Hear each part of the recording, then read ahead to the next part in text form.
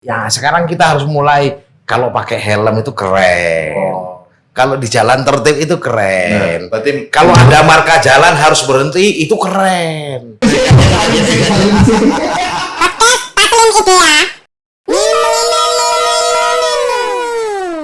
Halo, assalamualaikum warahmatullahi wabarakatuh, dulur-dulur kawan-kawan lalu lintas. Kali ini kita ketemu di podcast Taslim Idea, di mana podcast ini adalah program pertama kali yang ada di Ditlantas Polda Jawa Timur.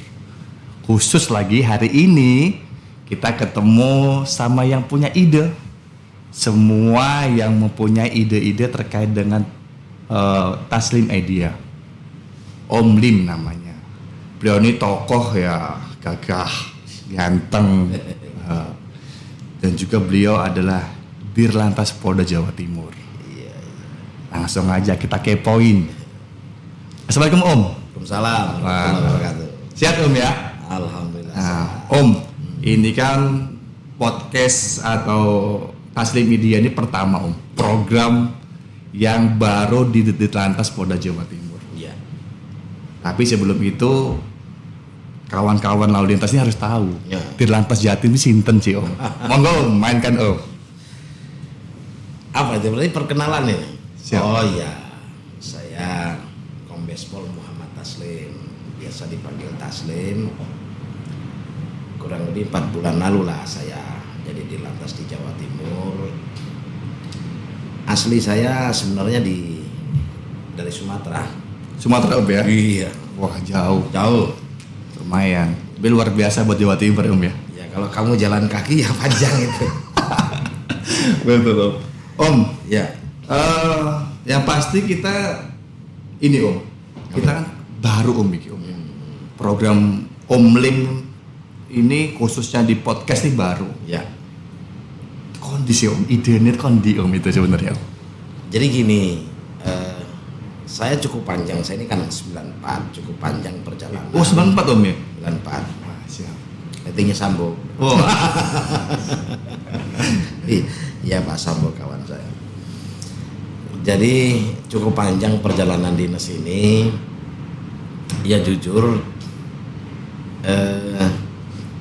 kalau kita bicara tentang undang-undang, katanya di dalam dalam peraturan perundang, dalam sistem undang-undang kita, ketika sebuah undang-undang sudah diundangkan 30 hari kemudian semua orang wajib dianggap tahu. Oh. Padahal sebenarnya mohon maaf banyak orang yang belum tahu, sehingga saya berpikir banyak hal yang harus kita sampaikan kepada masyarakat untuk dipahami. Ada pemahaman-pemahaman yang salah dan sebagainya yang perlu kita komunikasikan dengan cara yang lebih santai, katakanlah begitu, lebih mengenal. Kekinian Om ya? Kekinian bener. Saya pikir cara begini mungkin lebih efektif. Bener Om. Karena kalau membuat tulisan mungkin orang malas membaca begitu. Dengan begini kan lebih santai, tetapi mudah-mudahan bisa mengena. Kira-kira begitu. Betul Om. Ya. Kita lagi Om, jenenge kaum milenial, kaum generasi X nih. Ya. Boro-boro Om baca gini. Dengerin kadang-kadang kalau gak menarik itu ya kadang-kadang males Om. Nah, itu dia. Apalagi ya program ini kan khusus program untuk sosialisasi Om. Ya betul. Nah, masyarakat biar ngerti. Nah, dulur-dulur, Ya. pokoknya iku harus ngerti apa iku tentang lalu lintas ya, salah satu ini Dek Taslim Media. Iku ada beberapa media Om ya. Ada podcast, ada TikTok, ada Instagram juga. Ya. Om, jenengan gaul sekali Om ya. Iki Saya kan seleranya masih muda meskipun usianya sudah tua. Iya iya. bener Om. Tapi luar biasa Om. Ide-idenya beliau tuh jenengan itu memang kaum kayak kita ini harus sinau Om. Ya. Belajar. Apalagi tentang lalu lintas Om. Lalu lintas itu ya banyak Om ya. Masalah apalagi saat ini akhir tahun Om. Oke. Jadi gini Mas, saya coba potong nih. Nggih. Jadi yang pertama ingin saya sampaikan bahwa awas hati-hati, tahun 2045 nanti kita akan mengalami yang namanya bonus demografi. Demo apa itu? Tahu bonus demografi? Iki ojo sing dhuwur-dhuwur ta Om iki. Ya, Iya bang, piye bang, bang. Bonus demografi itu semacam bolu kukus gitu. Iki, Jadi, waduh. bonus demografi itu adalah ketika bangsa ini mengalami di mana penduduk dengan usia produktif itu jauh di atas usia tidak produktif. Oh nggih. Sehingga dipastikan ketika usia produktifnya tinggi maka pendapatan negara sudah pasti naik. Oh berkaitan berarti om. Kaitan. Jadi negara akan menjadi maju. Itu diperkirakan kita akan mengalami bonus demografi itu sekitar 2040 sampai 2045. Om, Ya, masih hidup apa enggak om? masalah hidup dan tidak. Kita dulu para pejuang bangsa kan tidak pernah berpikir bahwa dia akan merasakan kemerdekaan. Betul Itu. om. Kan kira-kira seperti itu. Pelaku sejarah om. Ya. Jadi bonus demografi ini bisa menjadi bencana demografi. Wah, komen om. Ketika generasi muda bangsa yang sekelas-kelasnya sampean itu kalau tidak mempersiapkan diri di usia-usianya generasi muda sekarang ini, ketika tidak mempersiapkan diri maka tidak mampu bersaing. Ketika tidak mampu bersaing maka justru akan menjadi bencana demografi bagi bangsa ini. Itu makanya saya merasa penting untuk membangun komunikasi dengan teman-teman generasi milenial. Bahkan sekarang generasi apa nih? Generasi X om ini. Generasi Om Lim. X. Kalau om Lim ini generasi apa om? Yo? Generasi. Aduh kita om. Oh iya. Iya. Iya om. Generasi adoh. Tapi beliau ini gaul sekali. Dulur lantas. Kawan-kawan lantas beliau dulur ini. Ya merasa dulur ya. Beliau tuh di lantas loh. Tapi mikirkan kaum milenial ini. Terus ini om. Akhir tahun om. Jumlah laka banyak om. Wingi aku dulu video itu. Ono arek enom juga om. Malam minggu mau mebut lampu merah der. Bro, meninggal om. Iku wis jadi lifestyle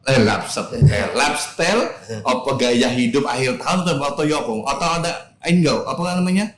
Faktor-faktor laka itu apa sih om? Apa wong arek-arek iku pancen gaya-gayaan, aku kalau nggak nubruk nggak lanang ngono siapa? Ya. Tadi ada ketinggalan satu, saya jelaskan dulu nih. Oh, iya. Tadi kan saya sudah bicara tentang generasi muda. Nggih. Yang kedua saya ingin bicara tentang pentingnya lalu lintas.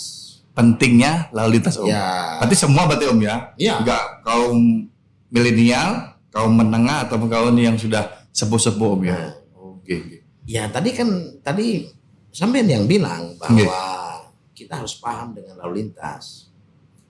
Lalu lintas itu ruang publik yang lengkap. Lengkap. Ya, mulai dari 0 tahun sampai dengan kakek-kakek ada di jalan. Betul om. Mulai dari Sing ayu om. yang cantik-cantik sampai yang om. nggak cantik juga ada. Iya benar-benar. Mulai dari yang nggak sekolah sampai yang profesornya udah 3 kali juga ada. Dari orang yang nggak punya jabatan sampai presiden pun ada. Termasuk di lantas ya om. Wah, termasuk jadi lengkap. Nggih. Jadi ruang lalu lintas ada role model yang bagus untuk kita bahas dan kita bicarakan. Ketika kita memahami bagaimana bisa berperilaku di ruang lalu lintas ini dengan baik, mudah-mudahan nanti bisa menular ke ruang-ruang publik yang lain. Kira-kira begitu. Ini kenapa saya merasa penting untuk membahas terkait dengan masalah kelalu lintasan lah, kira-kira begitu. Selain memang saya direktur lalu lintas. Oh iya om. Benar. Tapi the right man in the right place itu bener om. Orang yang tepat di posisi yang tepat ya om. Iya. Nah itu takut pimpinan atau takut aku. Tapi bener om. Nah kayak tadi om, yang kita sampaikan tadi om, aku dulu di media sosial itu. Masalah laka. TikTok. Laka om. Itu gaya lifestyle apa gaya apa? Kok makin meningkat jumlah laka itu. Jadi begini. Apa faktor itu? Kalau kita bicara kecelakaan sebenarnya semua tidak ada yang ingin kecelakaan terjadi. Bener. Kalau sing gelem ono wong sing kecelakaan, jenenge kecelakaan. Gak gelem ditubruk, gak gelem nubruk. Ya, kira-kira. Iya. Ojo nubruk, ojo ditubruk. Iya. Iya. Kadang-kadang kita hati-hati pun bisa jadi korban, apalagi kalau kita nggak hati-hati. Kira-kira begitu. Nah, kecelakaan itu ada 4 faktornya. Yang pertama faktor kendaraan. Kendaraan Om ya. Ya, yang kedua faktor orang, manusianya. Faktor manusia. Yang ketiga faktor jalan. Jalan. Yang keempat faktor alam. Udan itu Om ya. Licin. Atau ya Om? Bisa licin, hujan, berkabut, cuacanya gelap, lampu penerangan kurang dan sebagainya. Cicinnya Om, kata Om kampung-kampung itu, jalannya angker. Tapi enggak Om ya? Iya. Itu kalau bicara demit itu jangan tanya saya lah, saya enggak. Karena demit itu bukan teman saya. Temanmu kali itu. Iya. Nah yang semuanya berperan dalam sebagai faktor penyebab terjadinya kecelakaan itu sendiri. Memang faktor manusia adalah paling dominan, paling utama. Karena dari 3 faktor yang lain pun pada dasarnya manusia juga berperan. Seperti kendaraan, manusianya berperan di dalamnya. Jalan, manusia juga berperan di dalamnya. Bahkan alam seperti gelap dipasang lampu jadi terang. Jadi manusia juga berperan di dalamnya. Sehingga faktor manusia ini menjadi lebih dominan. Nah terkait tadi yang kasusnya anak misalnya naik sepeda motor seperti kasus kemarin yang di Surabaya ya, nah, kita lihat dari banyak tuh CCTV. Kado SIM, Nah, arek cilik Om, arek SMP. nah tuh. Jadi anak umur 13 tahun jam setengah 12 malam ada di jalanan, hanya kecelakaan meninggal dunia. Loh, Kalau kita bicara rugi, semua kita rugi. Kami orang tua sudah pasti rugi, dia kehilangan anaknya. Mati sia-sia akibat kecelakaan. Kita Polri juga rugi. Kenapa? Karena memang itu bagian dari tanggung jawab kita untuk menyelesaikan. Itu tanggung jawab utama dari kepolisian. Untuk menjaga keamanan dan keselamatan masyarakat secara luas, katakanlah begitu ya. Negara rugi nggak? Ya rugi. Karena anak itu adalah generasi muda bangsa yang besok akan menggantikan kita-kita ini yang sudah cukup tua, kira-kira begitu. Nah, oleh sebab itu sebenarnya ini menjadi tanggung jawab kita bersama. Nah, pertanyaannya kemudian adalah bagaimana bisa menyelesaikan supaya tidak terjadi demikian? Apakah itu menjadi tanggung jawab kepolisian semata? Oh, enggak bisa. Polisinya punya jam waktu kerja atau jam kerja yang sangat terbatas. Jumlahnya juga tidak terbatas, tidak mampu mengcover seluruh wilayah. Jawa Timur. Nah, kan ada waktu kerjanya juga. Kalau 3 efektif 1 kerja, karena 1 dinas, 2 lepas dinas, 3 cadangan. Karena dia tidak bekerja dalam 1 kali 24 jam. Kira-kira begitu. Iya benar. Jadi butuh kerjasama yang baik. Misalnya orang tua. Orang tua ya jangan dikasih lah anaknya masih umur 13 tahun dikasih naik sepeda motor. Saiki tahun 2022 Om.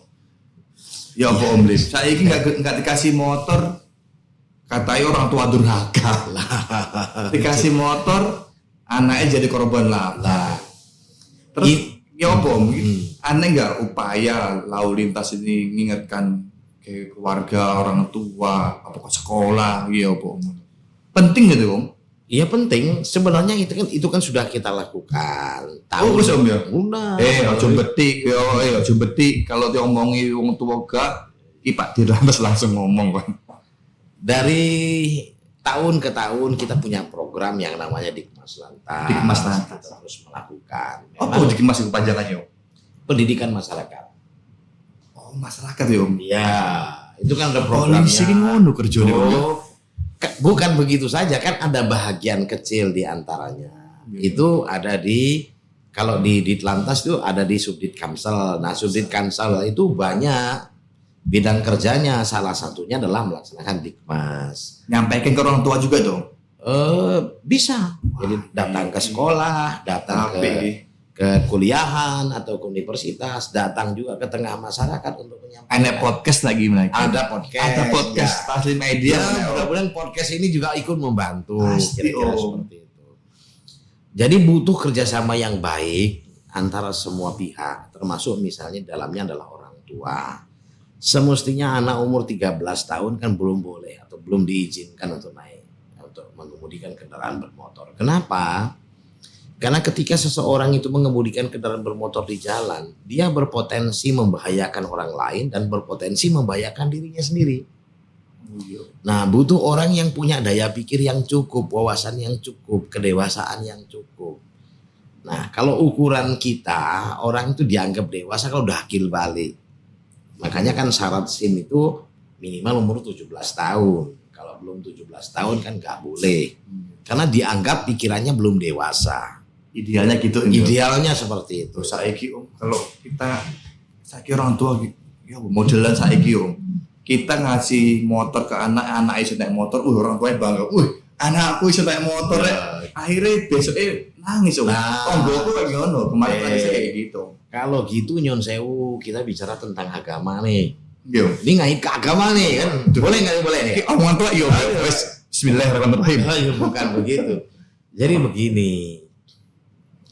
Dalam konsep Islam ya mohon maaf ya, saya karena bicaranya agama saya Islam, jadi saya bicara tentang Islam. Ya ayyuhallazina amanu qu anfusakum wa ahlikum naro. Jaga dirimu, jaga keluargamu dari silatan api neraka. Kebetulan barusan tadi pagi diceramai Pak Ustadz, jadi masih ingat. Iki dirlantasi yo apa iki masuk iki Pak. Jadi jaga dirimu, jaga keluargamu dari jilatan api neraka. Kalau tidak mau anak-anak masuk neraka, ya dididik, ya dibina.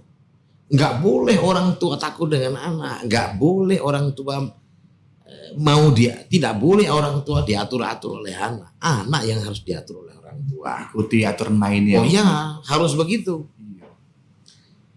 Kiamat itu datang ketika alam itu tidak seimbang. Salah satu yang tanda-tanda alam itu tidak seimbang adalah ketika orang tua sudah menjadi budak dari anak orang tua anak menjadi majikan bagi orang tua. Ya seperti itu gambarannya kalau menurut saya. Ya kita nggak bicara agama, tapi menurut saya seperti itu. Ya kalau salah nanti biar Pak Ustadz yang benerin lah. Tapi pada intinya orang tua berkewajiban. Jadi tidak boleh anak itu berani kepada orang tua, membantah orang tua. Dan orang tua harus punya ketegasan. Kalau mau bangsa ini lebih baik. Ya saya tahu eranya sekarang seperti itu. Tetapi apakah yang salah itu harus kita ikuti? Ya nggak boleh juga. Peran orang tua penting Om ya. Sekarang masalah kekinian katanya. Oh kekinian 4 tambah 4 jadi 6. Apa kita mau ikuti? Kan enggak. Itu salah. Kalau 4 tambah 4 ya 8. Apapun judulnya ya harus 8. Jadi nggak boleh ada istilah Pak kekinian anak-anak. Loh nggak bisa. Boleh. Tak pikir itu pola hidup di akhir tahun Om. Laka lantas wah kita harus naik motor ngebut. Terus nubruk. Ceblok wah itu berarti ya, boleh jadi ya. Kenapa? Biasanya di akhir tahun menjelang Natal pergantian tahun ada semacam euforia, senang-senang. Akhirnya naik kendaraan ceroboh, akhirnya terjadi kecelakaan seperti itu.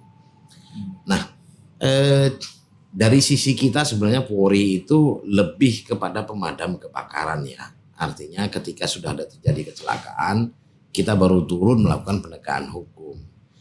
Nah seharusnya penegakan hukum itu adalah langkah akhir ketika tidak ada langkah-langkah lain yang bisa kita lakukan. Sehingga harapan kita bisa kita lakukan pencegahan mulai dari orang tua, saudara, keluarga, guru dan sebagainya. Ayo kita sama-sama. Kalau nanti kita bergerak bersama, kita memiliki perspektif yang sama, memiliki persepsi yang sama dan bergerak bersama. Insya Allah saya meyakini bahwa angka kecelakaan bisa kita turunkan termasuk fatalitas korban. Kira-kira begitu. Iya benar-benar. Peran dari orang tua, lingkungan sangat penting. Oh sangat penting. Berarti tutup tugasnya polisi toh lalu oh ya enggak. Jadi jangan salah loh yang pasal 30 Undang-Undang Dasar 1945 ayat 1 menyatakan bahwa setiap warga negara berhak dan wajib. Jadi bukan hanya berhak, wajib ikut serta dalam penyelenggaraan sistem pertahanan keamanan. Di ayat 2 mengatakan bahwa sistem pertahanan keamanan kita melalui sistem pertahanan keamanan rakyat semesta, Hankam Rata, di mana Polri dan TNI sebagai kekuatan utama, seluruh komponen masyarakat sebagai kekuatan pendukung. Di bidang keamanan Polri sebagai kekuatan utama, masyarakat sebagai kekuatan pendukung. Di bidang pertahanan TNI sebagai kekuatan utama, komponen masyarakat sebagai kekuatan pendukung. Jadi tidak mungkin bisa Polri dan TNI bekerja sendirian, harus ada kerjasama dan saling dukung-mendukung dengan masyarakat, termasuk seluruh komponen masyarakat yang ada. Misalnya, ketika saya jadi Kapolres di Purworejo di Jawa Tengah. Jawa Tengah di seberang sana Om ya? Nah, Om ini pernah di sana? pernah. Ya. Apa yang Sumatera, Jawa Tengah, Jawa Timur? Loh, kan saya Polri. Polri. Apa itu? Kepolisian Negara Republik Indonesia. Bukan Republik Sumatera. Bukan Republik Sumatera. Oke. Iya. Gimana Om? Di Jawa Tengah dulu gimana Om? Jadi satu ketika saya memberikan pencerahan di sebuah sekolah di SMP, ada orang tua yang memberikan keluhan. Saya tahu anak saya masih kecil, belum cukup umur untuk naik sepeda motor. Tetapi saya ini petani, sehingga anak saya sekolah mau naik apa? Sementara jalur angkutan tidak ada. Sehingga dia memang saya izinkan berangkat naik sepeda motor. Ini kan memang menyulitkan dalam kita berpikir. Tidak kita izinkan, dia tidak sekolah. Kalau tidak sekolah ini akan jadi persoalan ke depan. Tapi kalau kita izinkan, ini benarnya melanggar aturan. Sehingga waktu itu kita ambil kebijakan, ya sudahlah. Karena tidak ada angkutan, sementara orang tuanya harus bertani, tidak bisa meninggalkan pekerjaan, boleh naik sepeda motor tapi dengan catatan hanya dari rumah sampai sekolah. Om Lim, Ya. Pengalaman nih Om. Kemarin tetangga saya itu orang tuanya lakau. Jadi pulang kerja, dia kerja di swasta. Pulang kerja di satu jalan lakau, dengan mobil, sempat koma Om, masuk rumah sakit, akhirnya meninggal. Itu kasihan orang tuanya, anak-anaknya. Itu dulunya ya mohon maaf nggak punten Om. Dulu di taraf ekonomi yang menengah. Setelah orang tuanya atau bapaknya itu meninggal, sekarang ibunya jadi ini apa Om, tulang punggung keluarga. Itu apa salah satu dampak dari laka atau bagaimana sebenarnya? Ya, kalau ini mohon maaf kita agak serius ngomongnya ya. Omongan tuwek ini Om, omongan tuwek Om. Kalau kita kembalikan ke pembukaan Undang-Undang Dasar 45 di alinea keempat, di situ disebutkan bahwa tujuan dibentuknya pemerintahan negara adalah untuk melindungi segenap bangsa dan seluruh tumpah darah. Jadi negara ini banyak tujuan, salah satunya itu mencerdaskan kehidupan bangsa, mewujudkan kesejahteraan umum dan sebagainya, itu adalah bagian dari itu. Tapi saya berhenti di tujuan dibentuknya pemerintahan negara adalah untuk melindungi segenap bangsa dan seluruh tumpah darah. Nah, Indonesia terdiri dari 17.000 pulau-pulau, kemudian 540 sekian kabupaten kota dan sebagainya, suku dan budaya yang banyak sekali, yang tentu beragam sekali budaya, adat istiadat dan sebagainya. Ditambah lagi negara kita negara demokrasi, di mana demokrasi sejatinya kebebasan individu untuk menentukan dirinya. Sehingga konsepnya negara menjadi konsep negara hukum. Apa yang dimaksud dengan konsep negara hukum? Konsep negara hukum adalah bahwa seluruh hubungan antar komponen masyarakat ini diatur dengan aturan supaya tercipta keteraturan dan ketertiban, sehingga kesimpulan akhirnya adalah bahwa hukum dibentuk dan diwujudkan untuk menciptakan adanya keteraturan ketertiban. Terkait dengan kasus kecelakaan tadi, kenapa sebenarnya bagi pelaku kecelakaan dianggap sebagai tindakan pelanggaran hukum tersangka yang bisa dipidana dihukum? Itu adalah untuk menekan supaya tidak banyak terjadi kecelakaan. Ya seperti ini. Supaya tahu kita semua bahwa setiap hari di Jawa Timur ini kurang lebih sekitar 15 orang mati sia-sia. Setiap hari Om. Setiap hari. Se-Jawa Timur. Se-Jawa Timur. Sia-sia Om. Mati sia-sia. Umurnya Om, milenial juga atau semua kalangan itu Nah. usianya? Memang nggak nampak mati sia-sia 15 orang itu karena memang Jawa Timur itu kan luas. Oh iya. Ya. Iya Om ya. Nggak mengelompok begitu di sana, di situ, di sini. Nah, kalau kita lihat dari sisi umur, pertanyaannya tadi 82% adalah usia-usia produktif. Antara 16 sampai dengan 60 tahun. Yang notabene penerus kita tadi Om. Ya. Iya. Nah, kalau usia produktif terus berkurang, maka usia tidak produktif semakin tidak tertanggung. Peluang sekolah terbatas, tertutup.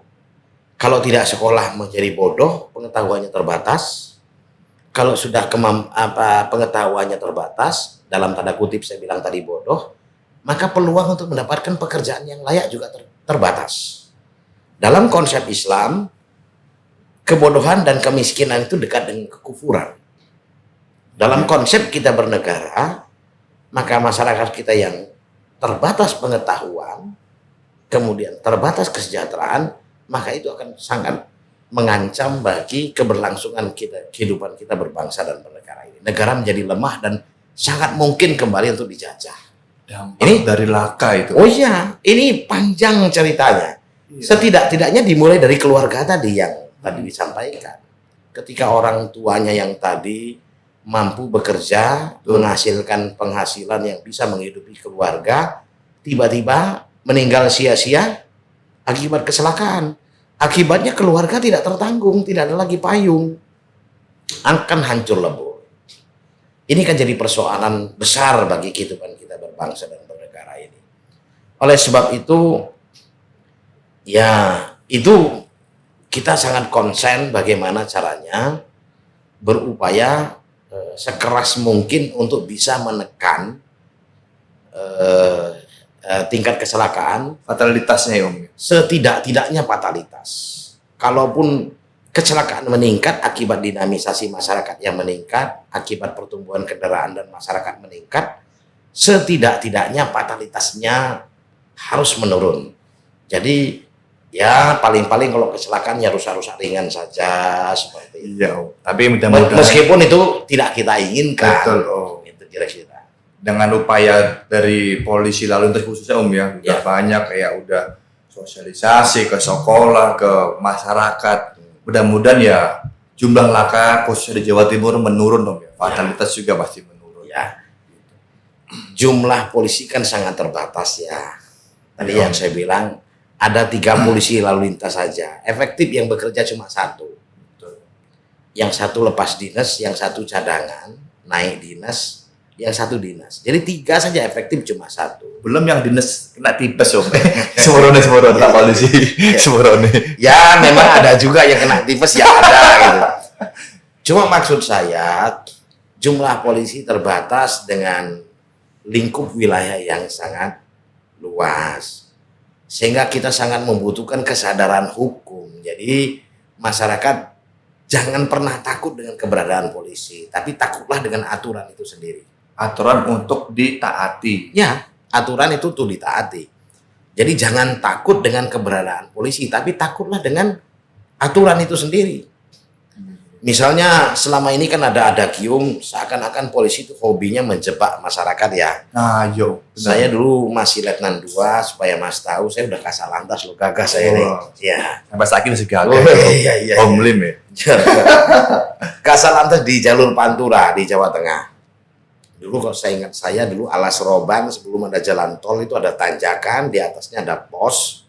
Itu tanjakan agak menikung.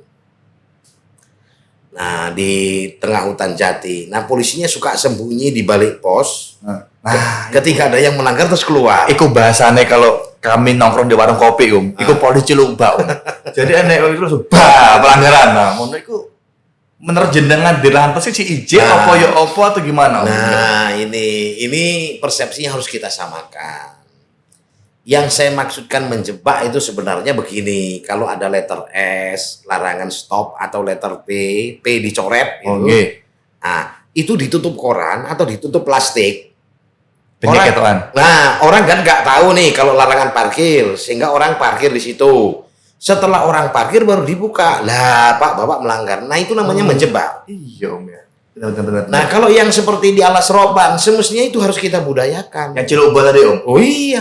Loh kok bisa Om? Loh, polisi tadi saya bilang jumlahnya terbatas. Nggih. Wilayahnya sangat luas, jam kerjanya terbatas, kemampuan kerjanya terbatas. Sekarang saya tanya, kalau orang tidak melanggar, ditilang nggak sama polisi? Enggak. Merasa terjebak nggak? Enggak. Nah, kalau dia melanggar, ditilang sama polisi, baru merasa terjebak. Loh, Bener Om yo. yang merasa terjebak itu kan orang yang melanggar. Kalau orang nggak melanggar kan nggak perlu terjebak. Berarti sih ngomong katanya polisi golek-golek kesalahan deh. Ya jangan begitu. Nyun sewu. Saya ini kan bapak saya petani.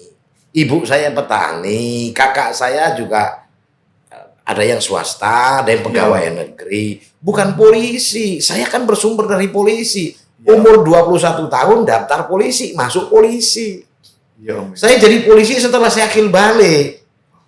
Lah kok tiba-tiba sekarang seakan-akan saya ini polisi, masyarakat itu musuh saya, kan nggak begitu. Masyarakat kan bagian dari diri saya juga. Orang tua saya masyarakat, keluarga saya masyarakat. Ya jangan dipisah-pisah begitu. Enggak lah. Kalaupun ada yang mencari-cari, yang memang sengaja ingin mencari-cari, yang tidak salah dibuat menjadi salah, ada. Saya jujur mengakui itu. Itu oknum. Oknum. Nah kalau oknum ya mohon maaf, jangan saya disalahkan. Tadi saya udah ngomong. Saya mau loh. Kadang-kadang mau loh. Loh, saya jadi dirlantas tadi berapa bulan? 4 bulan kayaknya. 4 bulan.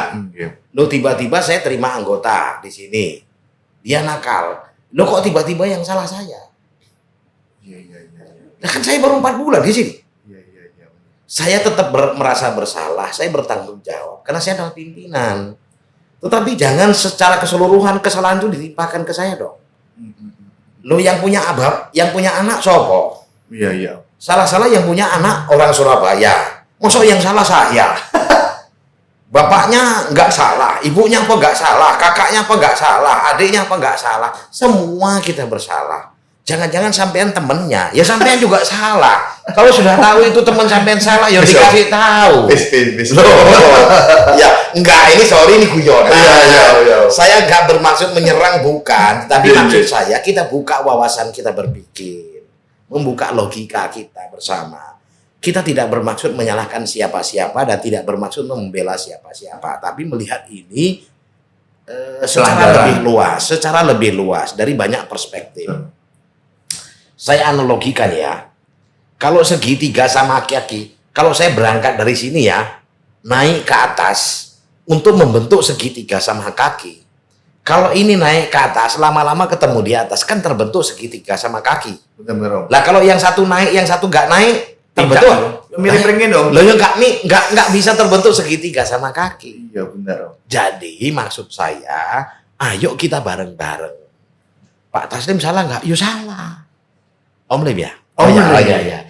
Om Lim salah nggak? Yo salah. Takoni aku salah. Iya. Tetapi ya nyon sewu, kalau saya salah, jangan terus jenengan ngomong, wah kalau begitu saya bener, enggak juga. Jenengan juga ada salah. Koreksi ya Om. Nah, Benar, Om. sehingga aku salah, kowe salah, ya kita sama-sama memperbaiki. Gitu. Berarti kalau ndek dalan di sepurone Om ya. Hmm. Sepurone. Aku di dalan, Pak, damai Pak. Berarti sing ngekeki yo kleru, sing nerima kleru. Iya. Nah, dalam KUHP kan ada. Piye Om? Dalam KUHP itu yang menerima suap dan memberi suap kan sama-sama salah. Ada 2 pasalnya. Jadi saya tidak ingin mengatakan sesungguhnya ketika ada orang melanggar ngasih duit diterima polisi itu bukan pungli sebenarnya.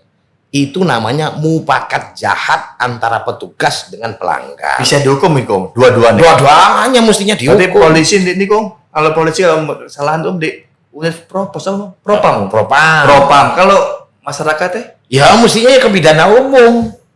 Ya, Tanjung Sewu ini, sorry ya, saya Ya. ngomong belak-belakan ya, bukan maksud saya untuk ini enggak. Saya ingin mendudukkan ini sesuai dengan porsinya supaya kita sama-sama paham. Dua-duanya salah. Saya ingin mengatakan itu dua-duanya salah. Saya tidak ingin dari perspektif saya sebagai komandan polisi lalu lintas, ya saya akan memberikan sanksi kepada anak buah saya. Tetapi jangan yang masyarakat terus menerus. Lah kamu kalau jadi polisi ya kamu sama aja sama anak buah saya. Kalau kamu nggak jadi polisi sok baik. Kalau jadi polisi terus podo brengsek karo anggota aku ya. Namanya apa gitu namanya. Berarti boleh. sing sering ngekei di dalan iku, bangun, tidurmu terlalu miring. Gitu.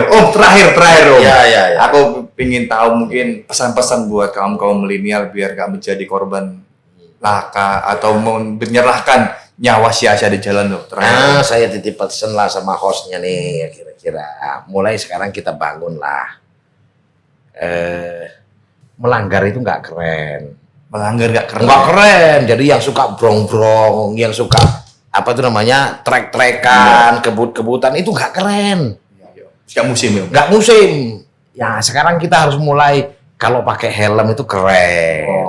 Kalau di jalan tertib itu keren. Berarti Kalau ada marka jalan harus berhenti itu keren. Kalau lampu merah harus berhenti ya keren. Kalau hijau baru jalan. Lah kalau berani melanggar lampu merah itu nggak keren. Melawan arus itu nggak keren. Kalau sesuai aturan itu baru keren. Ini yang harus kita bangun sekarang. Nggak boleh lagi kita di jalanan, kita sok-sokan, kita merasa paling benar sendiri, seenak kita sendiri. Ingatlah bahwa kita dibutuhkan oleh lingkungan kita, entah orang tua kita, entah saudara kita. Bagi orang tua, ya untuk anak-anaknya, untuk istrinya, ingatlah bahwa ada orang yang menyayangi kita. Sehingga kita harus menjaga diri kita supaya itulah bentuk rasa sayang kita juga kepada keluarga kita. Termasuk kita harus hati-hati karena ada orang lain di jalanan. Jangan sampai perilaku kita menyebabkan orang lain dirugikan dalam konteks itu. siap. Itu yang saya ingin sampaikan ya untuk generasi milenial. Kan generasi milenial kan hobinya yang keren-keren. Nah, sekarang yang keren-keren tuh yang tertib, Yang pakai helm, modif yang nggak membahayakan. Nah, boleh modif tapi jangan yang membahayakan lah. Itu yang asik-asik. Oke, gitu. Om Lim. Ya. Ya apa? Hmm. Konco-konco, kawan-kawan lantas wis jelas semuanya. Om Lim langsung turun tangan, mulai dari awal kita bahas tentang Taslim Idea itu apa, sampai yang terakhir pesan terkait dengan laka lantas apa ae, ben tertib iku ya apa, karena melanggar iku gak keren. Terakhir Om, Ya. saiki banyak katanya tilang iku gak boleh, sekarang boleh. Setelah itu sekarang lagi rame-ramenya gak gunakan plat nomor. Menurut sampean ya apa? Jangan dijawab dulu, jangan dijawab dulu. Kita jawab untuk podcast selanjutnya. Oh gitu ya. Iya Om, gitu. Sebelumnya terima kasih. Ya. Mari kita akhiri podcast kita bersama Om Lim, Dirlantas Jawa Timur. Ngapunten sepurone kalau ada kata-kata kurang berkenan di hati, sepurone kayak saya akhiri. Wassalamualaikum warahmatullahi wabarakatuh. Waalaikumsalam warahmatullahi wabarakatuh.